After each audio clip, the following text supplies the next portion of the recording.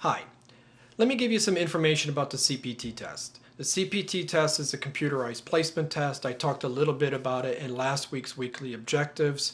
It is not a pass or fail test. It's a test that the college requires so they know what your progress in reading is, and finishing the course material, finishing the CPT test, and receiving my recommendation are the things that you need to have to finish this course completely.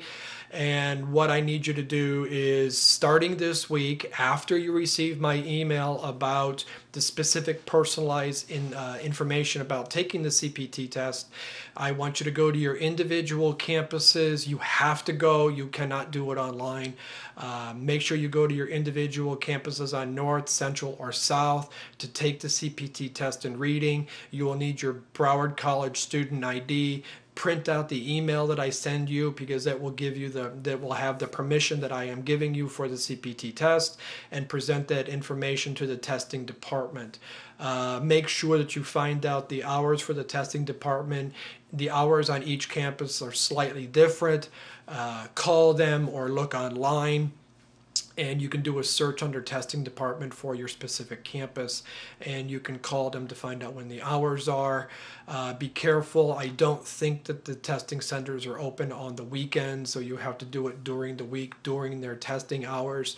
And when you finish taking the CPT test, you will receive a printout of your score. This is not a percentage, so if you see the number 63, that doesn't mean 63%. That is the level of progress. It has some kind of other meaning that the college looks at. And so if you see a 63, that does not mean 63%. If you see 100, that doesn't mean 100%. So when you receive that piece of paper from the testing department, make sure that you scan it. If you don't have a scanner at home, you can stay in the you can go to the library on the campuses and you could scan it, save it onto your flash drive or a computer disk, go onto Blackboard and email me the results page from the testing, from the CPT tests, and make sure that you send it as an attachment through Blackboard email, and then I will receive that, and I will make my recommendation based on the scores and all of the other pieces of information that I have from the course, your grade, your participation, everything else, so I'll be able to make my recommendation. Finishing this test and receiving a score could mean that you do not need any more reading next semester, another reading course. It could mean that based on your scores in my class and based on the score of the CPT test, I may recommend that some students take another reading course because maybe your skills are just not strong enough yet.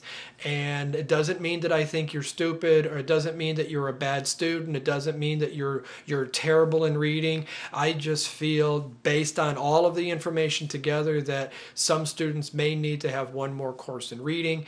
And think about it like this: if you're going to be going into a major, and all majors require reading at the college and at the university level, get your reading really, really strong now, and then go on to begin your major. Because once you begin your major courses, you won't be able to have the opportunity or the time to come back and take a reading class.